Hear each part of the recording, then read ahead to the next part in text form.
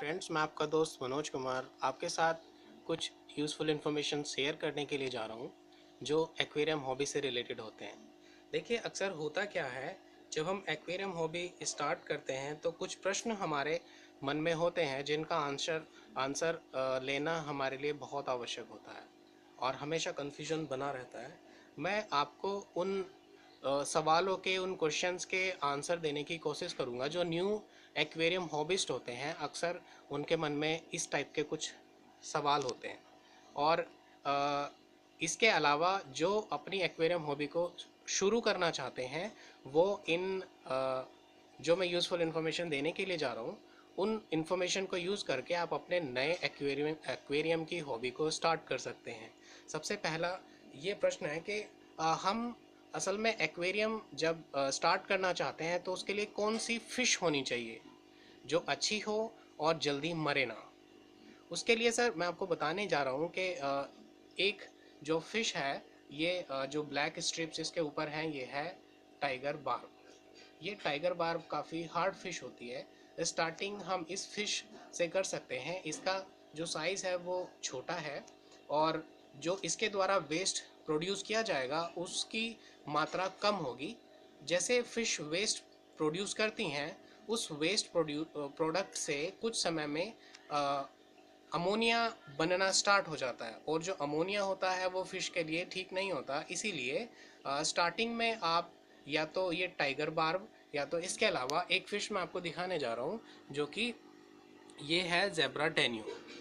ये ज़ेब्रा डेनियो भी काफ़ी हार्ड फ़िश है।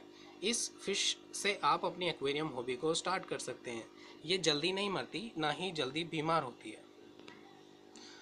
इसके अलावा मैं आपको एक इन्फॉर्मेशन और देने के लिए जा रहा हूँ, जैसे एक्वेरियम का साइज़ क्या होना चाहिए।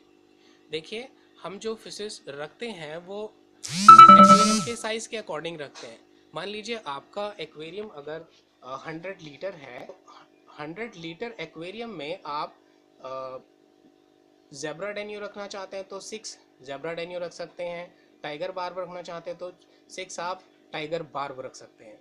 तो इससे आप अपनी हॉबी को स्टार्ट कर सकते हैं। दूसरा प्रश्न ये उठता है कि एक्वेरियम में क्या क्या इक्विपमेंट होते हैं, क्या क्या इक्विपमेंट होने चाहिए। देखिए, जैसे कि एक्वेरियम में जो एक फ़िल्टर होता है, फ़िल्टर आपके वाटर के की क्लियरिटी के लिए यूज़ होता है। इसके अलावा फ़िल्टर के अंदर एक यूज़फुल बैक्टीरिया, फ्रेंडली बैक्टीरिया होता है, नाइट्रोसोम्स, नाइट्रोबैक्टर, 2 टाइप के बैक्टीरियाज होते हैं जो एक्वेरियम में फ़िल्टर के अंदर प्रोड्यूस होते हैं और वेस्ट प्रोडक्ट को वहाँ से ईट अप यानी खाते हैं। जब आप नया एक्वेरियम स्टार्ट कर रहे हैं तो उस समय आपके एक्वेरियम में फ्रेंडली बैक्टीरिया नहीं होते, वो धीरे धीरे से प्रोड्यूस होते हैं, धीरे धीरे से वो आ जाते हैं आपके एक्वेरियम में। उसके लिए आपको करना क्या होगा, जब आप स्टार्ट करने जा रहे हैं तो जो पहले से ही एस्टेब्लिश एक्वेरियम है उनमें से आप ये वाइट कलर का जो सब्सटेंस यहाँ पर है, ग्रेवल, आप थोड़ा सा ग्रेवल लेके अपने एक्वेरियम में डाल दीजिए। बैक्टीरिया धीरे धीरे आपके एक्वेरियम में 4 से 6 सप्ताह के बीच में आ जाएगा।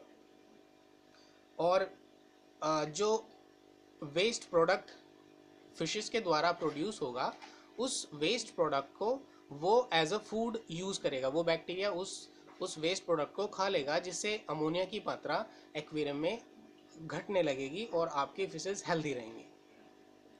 इसके अलावा फ़िल्टर के अलावा एयर पंप होता है जिससे ये ऑक्सीजन बनती है। ऑक्सीजन के जो बबल्स निकल रहे हैं ये ऑक्सीजन की मात्रा को पानी में बढ़ाते हैं और बैक्टीरिया और फिशेस के लिए ऑक्सीजन का होना बेहद ज़रूरी है। इस बात को हम बेहतर जानते हैं। इसके अलावा आप डेकोरेशंस यूज़ कर सकते हैं। ये देखिए, माउंटेन इसमें है। आप उसमें जो प्लांट्स हैं, प्लास्टिक के प्लांट्स या लाइव प्लांट्स आप लगा सकते हैं। स्टोन्स वगैरह आप उसमें यूज़ कर सकते हैं। वो आपके ऊपर डिपेंड करता है।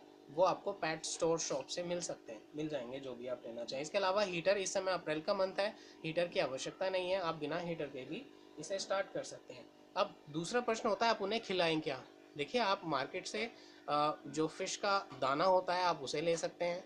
वो जितनी क्वांटिटी में आप चाहिए आप उसे ले सकते हैं। बाकी इन्हें खिलाने की जो मात्रा है, आप एक ज़ेब्रा डेनियो या फिर आप अगर टाइगर बार्ब से स्टार्ट करना चाहते हैं तो एक फ़िश के लिए 4 दाने, यानी एक दिन में आपको एक ही बार खिलाना है। अगर आप उन्हें ज़्यादा खिलाते हैं तो अमोनिया की मात्रा एक्वेरियम में बढ़ जाएगी और उस अमोनिया की मात्रा बढ़ने से अब हमारी जो फिशेज़ हैं उन्हें प्रॉब्लम हो सकती हैं, वो डिसीजेज़ उन्हें हो सकती है। तो ये ध्यान रखें कि आपको फ़िश को सिर्फ एक ही बार खिलाना है।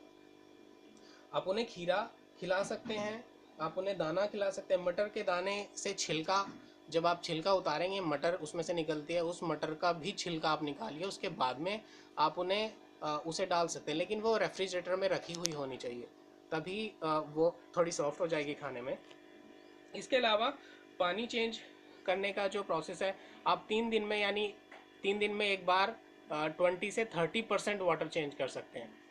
जैसे ये वाटर का लेवल है, आप इसे 4 पार्ट में डिवाइड कर सकते हैं। जैसे यहाँ तक आपका ये 50% बैठेगा और ये आपका 75% यहाँ तक होगा। इतना पानी आप एक दिन में 3 दिन में चेंज कर सकते हैं, या एक सप्ताह में आप लगभग 2 बार पानी चेंज कर सकते हैं।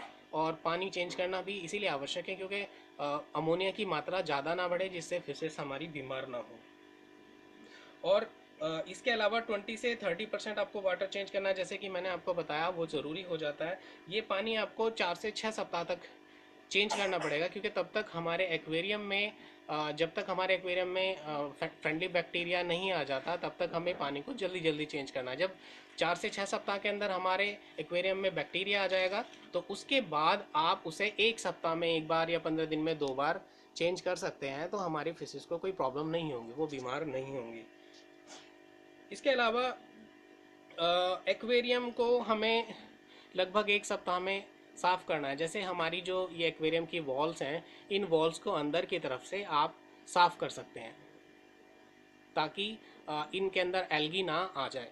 एल्गी आ जाएगा तो उससे थोड़ा सा प्रॉब्लम होती है, वो हमारी जो फिशेस हैं उन्हें हेल्दी रखने में प्रॉब्लम क्रिएट करता है। इसीलिए हमें एल्गी को इसकी जो वॉल हैं, वॉल्स पे नहीं आने देना है। उसे हम लगातार साफ़ करते रहेंगे तो इस तरह की प्रॉब्लम नहीं होगी। आई होप कि आपको मेरी वीडियो पसंद आई होगी, और इसे सब्सक्राइब करना ना भूलें। Thank you.